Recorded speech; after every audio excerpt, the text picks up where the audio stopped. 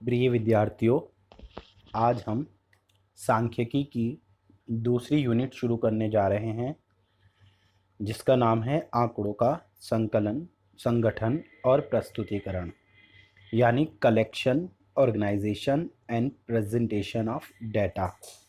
तो इस यूनिट में जो पहला चैप्टर है वो कलेक्शन ऑफ डेटा का है।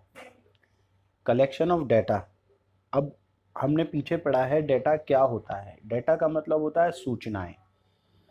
सूचनाएं जो है सूचनाएं दो प्रकार की होती हैं, मात्रात्मक और गुणात्मक। अर्थशास्त्र में सांख्यिकी के अंतर्गत केवल मात्रात्मक सूचनाओं का, जिन्हें हम संख्यात्मक सूचनाएं भी बोलते हैं, अंग्रेजी में उन्हें क्वांटिटेटिव डेटा कहा जाता है, केवल उन्हीं का अध्ययन करते हैं। क्वांटिटेटिव डेटा को स्टडी करते हैं, क्वालिटेटिव डेटा को स्टडी नहीं करते। क्वांटिटेटिव डेटा का स्टडी इसमें की जाती है सांख्यिकी में। तो जब हम कोई भी रिसर्च वर्क, अनुसंधान कार्य शुरू करते हैं तो सबसे पहले हमारे पास एक रिसर्च का विषय होता है, टॉपिक होता है, समस्या होती है। अब उस समस्या के समाधान के लिए हमें जानकारियां जुटानी पड़ती हैं। जानकारियां जुटाने को ही आंकड़ों का संकलन कहते हैं। जानकारी को आंकड़े कहेंगे, जुटाना मतलब संकलन, जमा करना, कलेक्शन ऑफ डेटा। अब डेटा कलेक्शन या आंकड़े जुटाने के दो तरीके हैं। एक आपके प्राथमिक आंकड़े होते हैं और एक आपके द्वितीयक आंकड़े होते हैं। प्राथमिक आंकड़े अनुसंधानकर्ता द्वारा, रिसर्चर द्वारा, इन्वेस्टिगेटर द्वारा खुद कलेक्ट किए जाते हैं। रिसर्चर अपनी रिसर्च के उद्देश्यों के अनुरूप जब फील्ड में जाकर, क्षेत्र में जाकर खुद व्यक्तिगत रूप से आंकड़े एकत्रित करता है, अपनी स्टडी के अनुसार जानकारियां जुटाता है, तो ऐसे आंकड़ों को प्राथमिक आंकड़े कहते हैं। ये आंकड़े जो है अनुसंधानकर्ता खुद जमा करता है या अपने प्रतिनिधि, जिन्हें प्रगणक कहा जाता है, उनको भेजता है, उनको भेजकर कराता है। तो अब ये जो आंकड़े की इकट्ठे किए जाते हैं, इनमें टूल्स का यूज होता है। उस टूल्स को क्वेश्चनायर या प्रश्नावली कहा जाता है। अब देखिए, दूसरी टाइप के आंकड़े जो पहले से एकत्रित किए हुए हैं, यानी जो जानकारी खास तौर पर सरकारी एजेंसियों या दूसरी संस्थाओं द्वारा जमा की गई हैं। जैसे आपने देखा होगा, अलग अलग तरह की संस्थाएं जो है सर्वे करती हैं, तो वो सर्वे है, या भारत की जनगणना हर प्रति 10 वर्ष के बाद होती है, उसकी जानकारी है। तो ये हमारी जो है द्वितीयक आंकड़े कहलाते हैं। तो पब्लिश स्रोत हैं, प्रकाशित स्रोत हैं, भारत की जनगणना है, ठीक है, ये सब जो हैं द्वितीयक आंकड़ों के अंतर्गत आते हैं। तो जैसा कि मैंने आपको बताया, आंकड़ों का संकलन दो तरीके से किया जाता है, प्राथमिक आंकड़े और द्वितीयक आंकड़े। प्राथमिक आंकड़े मौलिक आंकड़े होते हैं, यानी ओरिजिनल डेटा होता है, किसी से लिया हुआ डेटा नहीं होता। द्वितीयक आंकड़े मौलिक नहीं होते, ओरिजिनल नहीं होते, बल्कि किसी और दूसरे स्रोत से लिए गए होते हैं, किसी से मांगे गए होते हैं, कहीं और किसी और का डेटा होता है जो हमने अपनी स्टडी में यूज़ कर रहे होते हैं। अब सवाल उठता है, प्राथमिक आंकड़े हम कैसे इकट्ठे करते हैं? तो प्राथमिक आंकड़े जो इकट्ठे करने की दो विधियां हैं। या तो आप प्रत्यक्ष रूप से उससे संपर्क करें, जिस व्यक्ति से आपको जानकारी लेनी है उससे जाकर मिलें या फ़ोन करें या मेल डालें, या अप्रत्यक्ष रूप से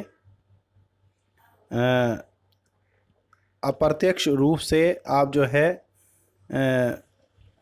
उसके संपर्क में आएँ। तो इसमें जो है अनुसंधानकर्ता जो है किसी थर्ड पर्सन से कांटेक्ट करता है जिसको उसके बारे में जानकारी होती है, ठीक है। या फिर स्थानीय स्रोत या संवाददाता जो जानकारी रखते हों, लोकल स्तर के स्रोत हों, जिन्हें सूत्र कहा जाता है, उनसे मांगी जाती है जानकारी। द्वितीयक आंकड़े जो है दो तरीके के होते हैं, प्रकाशित और अप्रकाशित। जो आंकड़े प्रकाशित हैं यानी पब्लिक डोमेन में उपलब्ध हैं किसी वेबसाइट पर या किसी न्यूज़पेपर में या फिर किसी जर्नल में, मैगज़ीन में वो छप चुके हैं या किताब की शक्ल में अवेलेबल हैं आम लोगों के लिए, तो ऐसे आंकड़े प्रकाशित स्रोत कहलाते हैं। और ऐसे आंकड़े जो कि पहले आपके जैसी रिसर्च किसी और व्यक्ति ने की है, अब उसके आंकड़े उसने सर्वे किया था, उसके जो आंकड़े जानकारी उसने जुटाई वह अप्रकाशित है। तो अप्रकाशित सूचनाएं, अप्रकाशित स्रोत कहलाते हैं ये। अब देखते हैं आगे। तो ये थे दोनों आंकड़ों के प्राथमिक स्रोत और द्वितीयक स्रोत।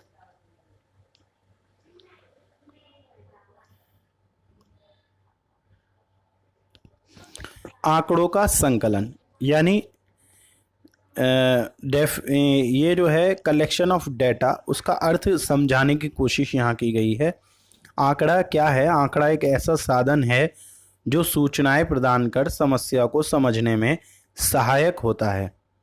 अतः आंकड़ों का संग्रह का उद्देश्य किसी समस्या के स्पष्ट और ठोस समाधान के लिए साक्ष्य जुटाना यानी सबूत इकट्ठा करना है। इसलिए सांख्यिकीय अनुसंधान के लिए आंकड़ों का संकलन सबसे प्रथम यानी सबसे पहला और प्रमुख मेन काम है, ठीक है।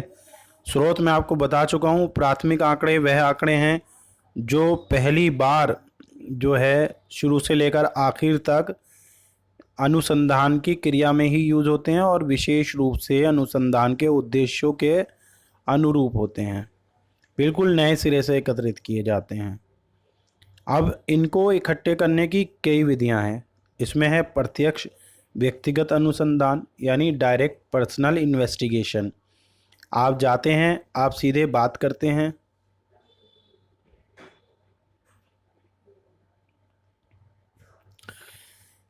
प्राथमिक आंकड़े एकत्रित करने की विधियां।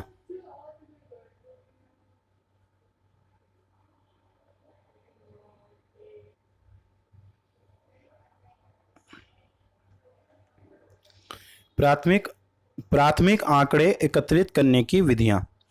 तो प्राथमिक आंकड़े जो है कई तरीकों से किए जा सकते हैं। प्रत्यक्ष व्यक्तिगत यानी आप डायरेक्ट जाकर मिलें, उससे बातचीत करें, जो भी उत्तरदाता है उससे बातचीत करें और उससे पता करें। दूसरा अप्रत्यक्ष मौखिक अनुसंधान। अप्रत्यक्ष यानी इनडायरेक्ट, आप खुद जाकर नहीं मिल रहे, आपने जो है किसी और को भेज दिया, ठीक है, किसी और व्यक्ति से, या फिर आपने उसे लेटर लिखा या बुला लिया या फ़ोन पे बात कर ली, तो ये अप्रत्यक्ष हो जाता है।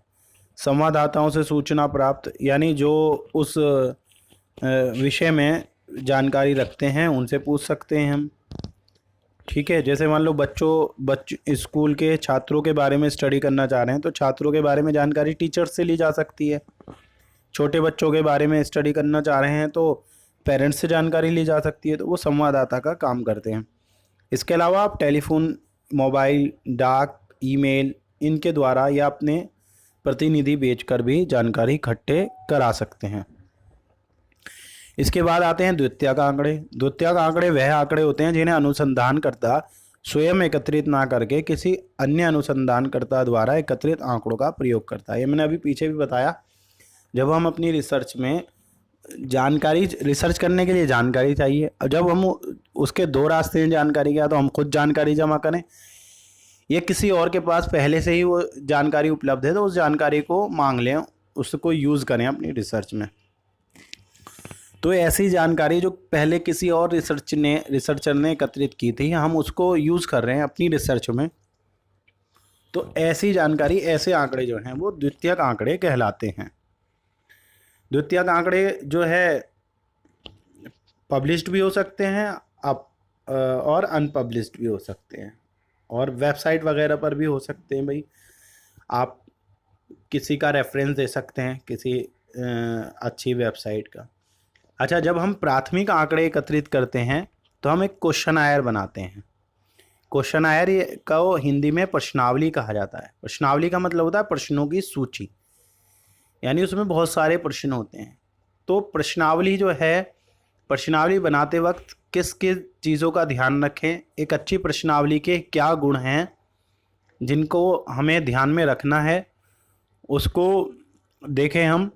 तो एक अच्छी प्रश्नावली के गुण, अच्छी प्रश्नावली में सबसे पहला गुण जो होता है उसमें सबसे पहले अन्वेषक का यानी रिसर्चर का, जो स्टडी कर रहा है वो व्यक्ति, वो अपना परिचय देता है और अपने स्टडी का मकसद भी बयान करता है कि मैं ये रिसर्च क्यों कर रहा हूँ।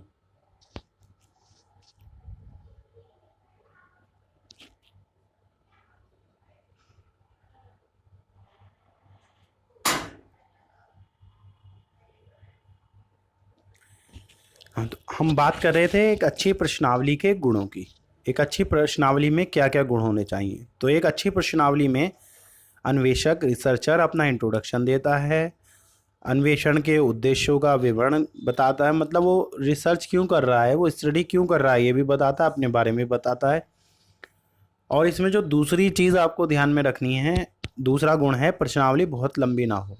क्यों ना हो बहुत लंबी? बहुत लंबी इसलिए ना हो कि अगर आप बहुत लंबी चौड़ी प्रश्नावली बनाएंगे तो जो उत्तरदाता है ना, वो उसका उत्तर देने से बचेगा। कोई भी आज की डेट में लंबे लंबे प्रश्नों का उत्तर देना नहीं चाहता, उसको अवॉइड करता है, तो आपको बहुत दिक्कत आएगी। इसलिए जो है प्रश्नों की संख्या जो है कम होनी चाहिए। प्रश्नावली में जो है प्रश्न सामान्य से आरंभ हो, यानी पहले जनरल क्वेश्चन पूछे जाएं, ठीक है। जैसे आपका नाम क्या है, आपके परिवार में कितने सदस्य हैं, आप क्या काम करते हैं, आप कितना पढ़े लिखे हैं। फिर धीरे धीरे जो है जो हमारी समस्या से जुड़े हुए प्रश्न हैं, जिसकी भी हम जो भी जानकारी लेना चाहते हैं, तो पहले जनरल बातचीत करके हम धीरे धीरे अपने उद्देश्य की तरफ बढ़ें, जो हम पूछना चाहते हैं उससे वो पूछें। तो ये सामान्य से आरंभ होकर विशिष्ट की ओर बढ़नी चाहिए। पर्सनल सरल और स्पष्ट होने चाहिए, यानी सवाल जो है वो आसान भाषा में हो और स्पष्ट हो, क्लियर हो। ऐसे ना हो कि आप पूछना कुछ चाह रहे हैं और जो उत्तरदाता है उसकी समझ उसने कुछ और समझ लिया, तो ऐसे में आपको दिक्कत आएगी। अब देखिए, जो अगला गुण है वो है कि प्रश्नावली में दोहरी नकारात्मक उत्तर वाले दोहरी नकारात्मक वाले नहीं होने चाहिए प्रश्न, यानी उसमें नहीं पूछा चाहिए। क्या आपको नहीं लगता, इस तरह के प्रश्न ना पूछें। क्या आपको नहीं लगता चोरी करना जो है बुरी बात है? अब इसमें जो है नेगेटिव सेंस पहले ही आ गया, उसका जो है उसे उत्तरदाता को हिंट मिल जाएगी, वो बोलेगा हाँ मुझे लगता है, ठीक है। तो इस तरह के जो है प्रश्न जो है पूछने से बचना चाहिए। तो दोहरी नकारात्मक वाले प्रश्न नहीं पूछना चाहिए। संकेतक प्रश्न नहीं, ये वही है जिसमें प्रश्न उत्तरदाता को कोई हिंट मिले कि क्या आंसर देना है, तो ऐसे हिंट वाले क्वेश्चन हमें नहीं पूछने हैं। फिर है प्रश्न से उत्तर के विकल्प का संकेत नहीं मिलना चाहिए। ये वही बात है कि सवाल पूछें तो उस सवाल इस तरीके से पूछे जाएं कि उसमें उत्तरदाता को कोई जवाब देने की हिंट ना मिले। अब बात आती है प्रतिदर्श की। प्रतिदर्श कहते हैं बच्चों सैम्पलिंग को। जब हम स्टडी करते हैं तो जिस चीज़ के ऊपर स्टडी कर रहे हैं उससे जुड़ी सारी इकाइयाँ हमारे लिए जनसंख्या कहलाती हैं, पॉपुलेशन कहलाती हैं। अब जैसे मैं क्लास 6 के बच्चों की स्टडी करना चाहूँ तो क्लास 6 के बच्चों की स्टडी बहुत मुश्किल हो जाएगी। पूरी दुनिया भर में जो है 6ठी क्लास में पढ़ने वाले करोड़ों बच्चे हैं, तो क्या मैं उन सब की स्टडी कर पाऊँगा? नहीं। तो मैं अपना एरिया सीमित करूँगा, जी मैं भारत की करने जा रहा हूँ। अब भारत में भी बहुत है, मैं वो भी कवर नहीं कर पाऊँगा। मैं कर दूँ जी नहीं, मैं सिर्फ दिल्ली की करूँगा, तो दिल्ली में भी बहुत बच्चे हैं 6ठी क्लास में पढ़ने वाले, तो मैं एरिया और सीमित कर दूँगा।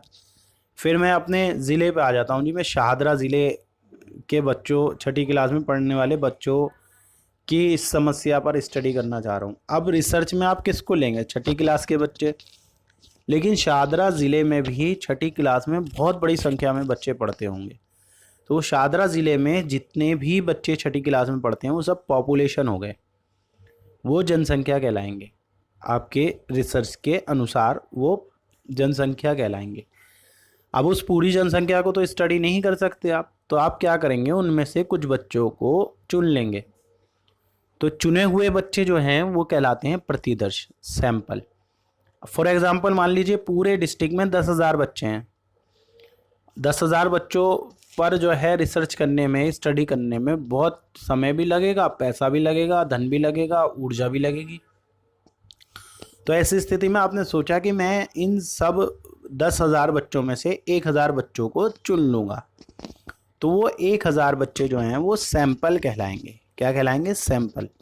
हिंदी में उसे कहा जाता है प्रतिदर्श। तो जब अनुसंधान का क्षेत्र बड़ा होता है, हम पूरी जनसंख्या को कवर नहीं कर पाते, तो हम जनसंख्या में से जनसंख्या की कुछ इकाइयों को चुन लेते हैं जो पूरी जनसंख्या का प्रतिनिधित्व करती हों। तो ऐसी इकाइयां मिलकर जो है वो सैंपल कहलाती हैं, प्रतिदर्श कहलाती हैं। अब प्रतिदर्श चुनने के दो तरीके हैं, एक है देव प्रतिदर्श और दूसरा है अदेव प्रतिदर्श। जो देव प्रतिदर्श है उसको हम यादृच्छिक प्रतिचयन भी कहते हैं, और जो अदेव प्रतिदर्श है उसको हम अयादृच्छिक प्रतिचयन कहते हैं। तो यानी रैंडम सैम्पलिंग और non random sampling. Random sampling में जो है सभी इकाइयों को, रैंडम सैम्पलिंग में जो जनसंख्या है उसकी सभी इकाइयों को चुने जाने का बराबर मौका मिलता है। आपसे पूछे कोई भाई, आपसे पूछे कि बताइए देव प्रतिदर्श क्या है, तो आप कहेंगे देव प्रतिदर्श का ऐसा तरीका है जिसमें जनसंख्या की प्रति इकाई को चुने जाने का बराबर अवसर मिलता है। यानी आप रैंडमली सेलेक्ट कर लेते हो अपना सैंपल, उसमें कौन चुना जाएगा कौन रह जाएगा उसमें आपकी कोई इंटेंशन, कोई मंशा नहीं होती कि जी इसे ही चुनना है या इसे ही छोड़ना है। तो ये होता है रैंडम सिलेक्शन। तो और इस तरीके से जो सैंपल तैयार करने की विधि है वो रैंडम सैम्पलिंग कहलाती है, यानी देव प्रतिदर्श कहलाती है। और जब हम जानबूझकर अपनी मर्जी से अपना प्रतिदर्श बना लेते हैं कि इस क्लास से इतने बच्चे लेने हैं, इस स्कूल से इतने लेने हैं, हमने पहले ही तय कर लिया इसको लेना है, तो वो नॉन रैंडम हो जाता है। तो रैंडम सैम्पलिंग में सिंपल वाली रैंडम सैम्पलिंग आ जाती है। सिंपल रैंडम सैम्पलिंग में आप क्या करें, जिसको सरल देव प्रतिदर्श कहते हैं, इसमें लॉटरी मेथड होता है। लॉटरी मेथड में क्या होता है कि सभी को जो है एक नंबर और एक आईडी या नाम अलॉट कर दिया जाता है। उनकी पर्ची होती है। अब वो पर्ची चाहे आप किसी डब्बे में डाल के उठा लें, या आजकल जो है कंप्यूटराइज ड्रॉ का ज़माना है, वो उसमें से जो है पर्ची उठा ली जाती है। जिसकी पर्ची खुल जाती है वो सैंपल का हिस्सा बन जाता है। तो यह है लॉटरी मेथड। या फिर इसके लिए जो है रैंडम नंबर टेबल भी आती हैं। इसमें टिपेट की टेबल काफ़ी फेमस है। उसमें क्या होता है, उसमें नंबर लिखे होते हैं। ठीक है, अब जैसे टिपेट की टेबल जो है ये 10,400 डिजिट के इसमें नंबर दिए गए हैं। तो इसका यूज़ करके आप जो है रैंडम सैंपल तैयार कर सकते हैं। इसके अलावा इसमें स्तरीय प्रतिदर्श भी है, स्टेरिफाइड रैंडम सैम्पलिंग। अब ये जो है ये पूरी तरीके से जो है हम देव प्रतिदर्श तो नहीं कहते, लेकिन इसमें क्या होता है अलग अलग ग्रुप्स में जो है इनको, जो पूरी पॉपुलेशन है उसको डिवाइड कर दिया जाता है, और हर ग्रुप में से हम क्या होता है रैंडमली सैंपल कलेक्ट करते हैं। तो ये स्ट्रेटिफाइड रैंडम सैम्पलिंग कहलाती है, और हिंदी में आप देख रहे होंगे इसे स्तरीय प्रतिदर्श कहा जाता है। तो इसके अलावा जो है ये जब व्यवस्थित व्यवस्थित आ जाता है इसमें, व्यवस्थित प्रतिदर्श, यानी जब एक चुनने की हमने किस तरीके से चुनेंगे, कैसे चुनेंगे, एक व्यवस्था बना ली तो वो व्यवस्थित है। और जब एक से ज़्यादा स्तर बना लेते हैं हम चुनने के लिए, लेकिन हाँ हर स्तर में जितनी भी इकाई आ रही हैं उन्हें बराबर का मौका दे रहे हैं, तो वो बहुस्तरीय हो जाता है, लेकिन है वो देव प्रतिदर्शी। अब आ जाते हैं हम नॉन रैंडम सैम्पलिंग की ओर। नॉन रैंडम सैम्पलिंग में क्या होता है, ये कौन चुना जाएगा कौन नहीं चुना जाएगा, ये चांस पे डिपेंड नहीं करता कि जी मेरे चांस ज़्यादा हैं, सबके चुने जाने के चांस बराबर हैं। इसमें जो है डिपेंड करता है नॉन रैंडम सैम्पलिंग में इन्वेस्टिगेटर के निर्णय पर कि वो किसको लेना चाहता है, किसको नहीं लेना चाहता। तो बेटा जो नॉन रैंडम सैम्पलिंग की जो स्टडी है वो अच्छी नहीं मानी जाती। बताओगे क्यों नहीं मानी जाती? उसका रीज़न ये है कि उससे जो भी रिज़ल्ट आएंगे वो रिज़ल्ट नेचुरल नहीं होंगे, क्योंकि इसमें जो है किसको लेना है किसको नहीं लेना ये पहले से ही जो है इन्वेस्टिगेटर ने तय कर दिया है, तो सबको तो सम्मिलित होने का बराबर मौका मिला नहीं।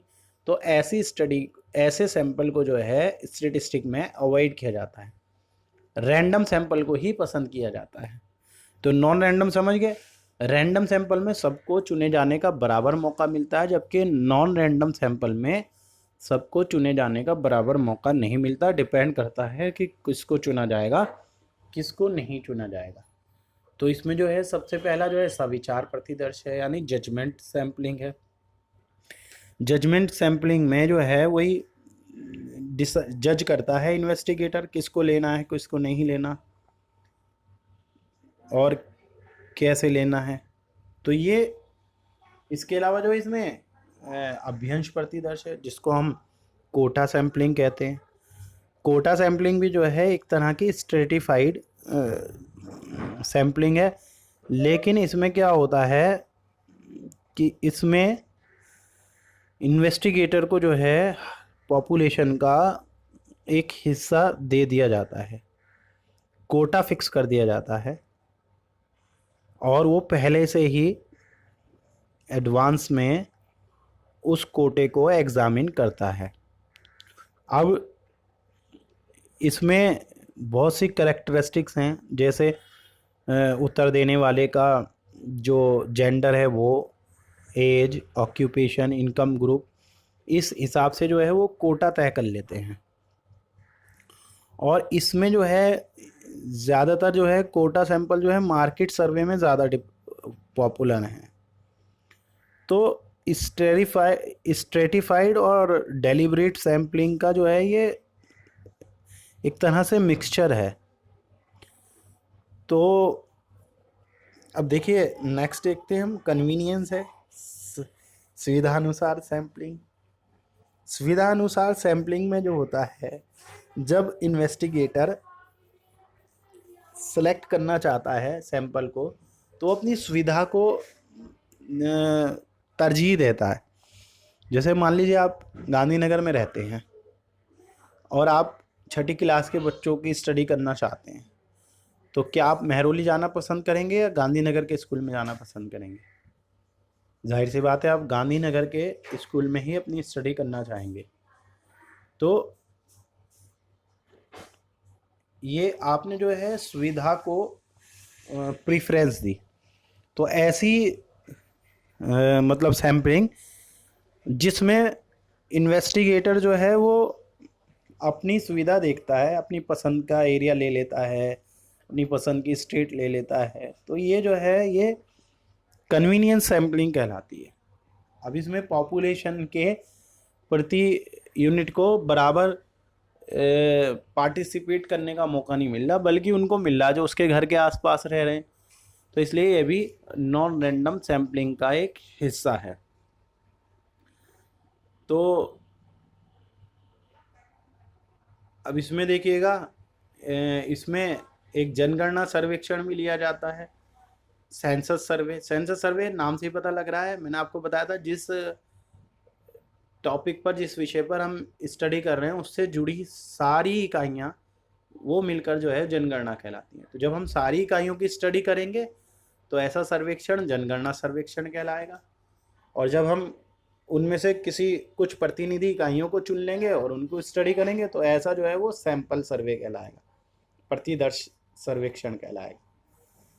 अब यहाँ देखिएगा, जो इसमें दो तरह की एरर होती हैं, एक होती हैं सैम्पलिंग एरर और एक होती हैं नॉन सैम्पलिंग एरर।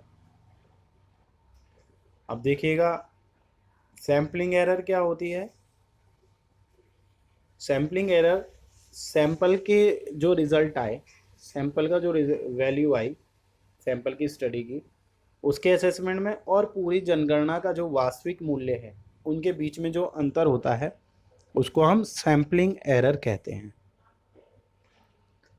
और जो नॉन सैम्पलिंग एरर है, यानी सैंपल एरर मैंने आपको बताया जो सैंपल एस्टीमेट है और जो एक्चुअल वैल्यू है उन दोनों का डिफरेंस सैम्पलिंग एरर कहलाता है।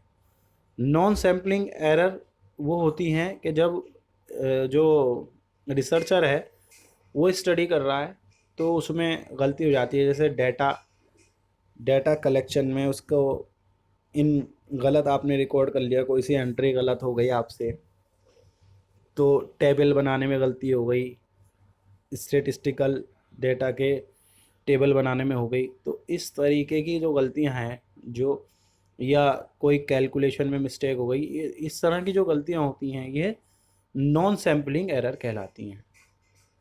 तो बेटा ये थे आपका यूनिट 2 का पहला चैप्टर जिसका नाम था कलेक्शन ऑफ डेटा।